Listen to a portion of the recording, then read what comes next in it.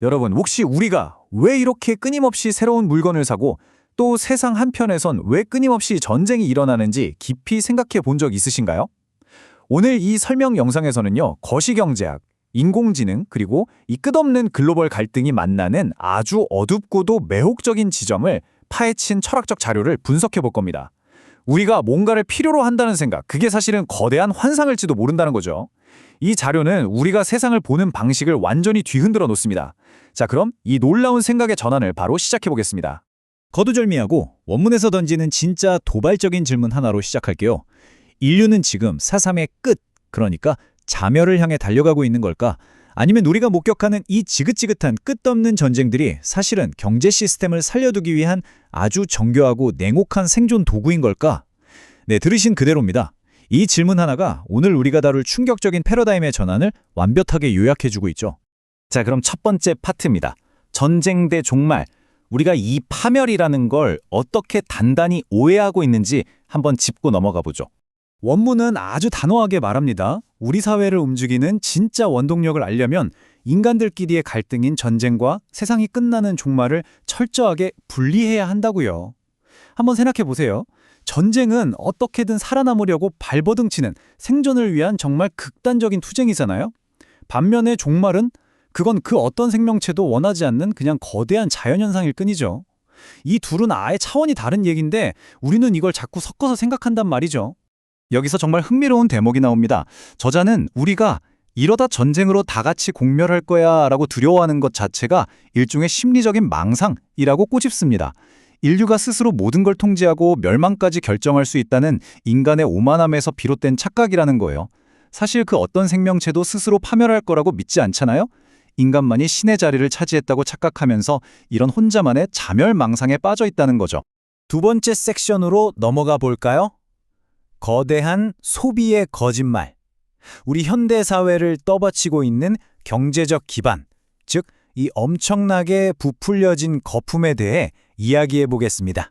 요즘 AI 이야기 정말 많이 나오죠. 이 자료에서 AI, 즉 이 합리적인 사고 기계는 단순한 기술을 넘어서 일종의 마법 거울 역할을 합니다.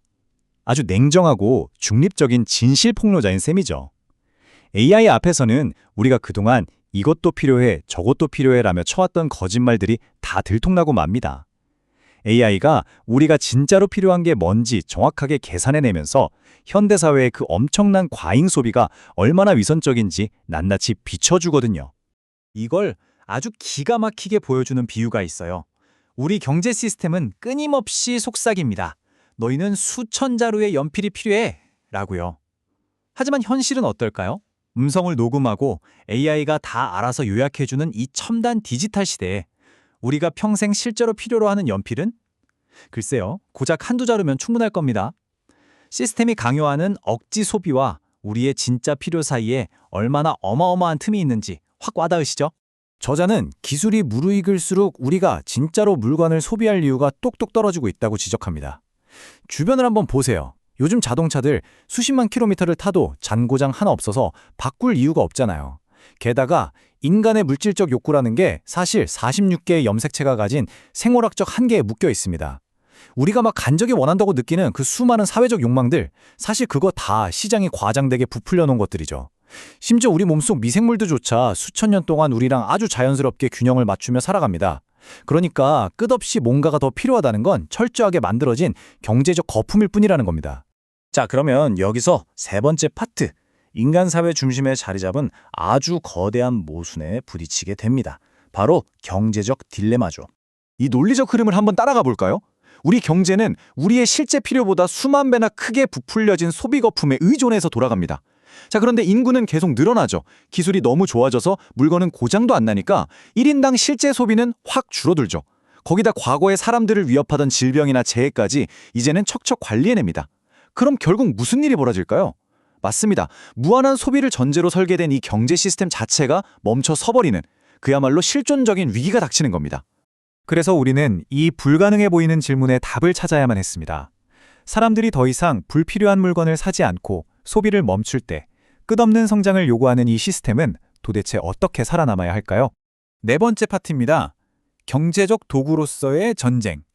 여기서 인류가 찾아낸 그 어둡고도 섬뜩한 해답, 궁극의 마스터키가 등장합니다. 원문은 정말 소름 돋는 거시경제적 전략을 제시합니다. 사람들이 소비를 안 한다면 누군가 대신 그 막대한 잉여 자원과 자본을 태워버려야 시스템이 돌아가겠죠. 바로 그 궁극의 소비자 역할을 전쟁이 한다는 겁니다. 전쟁이 터지면 빨리 이겨서 끝내는 게 아니에요. 고의로 아주 질질 끌면서 시민들이 사지 않는 그 남아도는 자원을 마구마구 불태워버리는 겁니다. 경제를 굴러가게 하기 위한 극도로 냉소적인 돌파구인 셈이죠. 저자는 이런 전략이 실제로 어떻게 쓰이는지 유럽, 중동, 아프리카라는 특정 지역들을 콕 집어 이야기합니다. 이 지역들에서 갈등의 불씨를 꺼트리지 않고 계속 타오르게 유지하면 어떻게 될까요? 아이러니하게도 이 글로벌 경제는 그 덕분에 부유하고 팽팽하게 긴장되고 아주 짜릿한 메커니즘을 지속할 수 있다는 겁니다. 정말 잔혹하지만 확실하게 작동하는 경제유지 보수 시스템이라는 주장이죠. 이제 마지막 5번째 파트, 부서진 유토피아입니다. 이런 파괴적인 전략에 기대어 살아가는 세상의 끝이 과연 어떤 모습일지 살펴보죠. 경제를 위해 전쟁이라는 카드를 꺼내든 대가는 상상을 초월합니다. 원문에서는 전쟁에 한 번 이기면 결국 2번 지게 된다고 경고하거든요. 우리 조상들이 이 카드를 악마에게조차 숨기려 했던 데는 다 이유가 있습니다. 세상의 절반은 핵무기로 날아가 버리고 살아남은 세상은 팔다리나 감각을 잃고 트라우마에 갇힌 겁에 질린 리더들이 지배하게 될 겁니다. 그리고 사회는 서서히 깊은 광기 속으로 빠져들겠죠. 이게 바로 그들이 만들어낸 뒤틀리고 부서진 유토피아의 참혹한 모습입니다. 여기서 정말 극명한 2가지가 대비됩니다. 한쪽엔 경제를 살리겠다고 자기 파괴를 선택해서 붕괴해버린 인간의 광기가 있죠. 겁에 질린 리더들과 망가진 육체들 말이에요. 반면 다른 한쪽엔 우리가 아까 말했던 그 마법 거울, AI의 합리성이 자리하고 있습니다. 재밌는 건 인간이 만든 이 차갑고 무감각한 인공지능 거울은 세상의 광기 속에서 산산조각 나면서도 아주 중립적으로 우리가 해야 할 일들을 묵묵히 이끌어간다는 겁니다. 정말 기묘한 역설이죠. 그리고 마침내 우리는 저자의 잊히지 않는 서늘한 반어가 담긴 마지막 문장에 도달합니다. 나는 이 대목에서 그들에게 건투를 빌 뿐이다. 할렐루야. 경제적 생존이라는 명목으로 스스로 지옥불로 걸어 들어가는 인류를 향한 차가운 조소이자 묘한 안타까움이 묻어나는 결론입니다.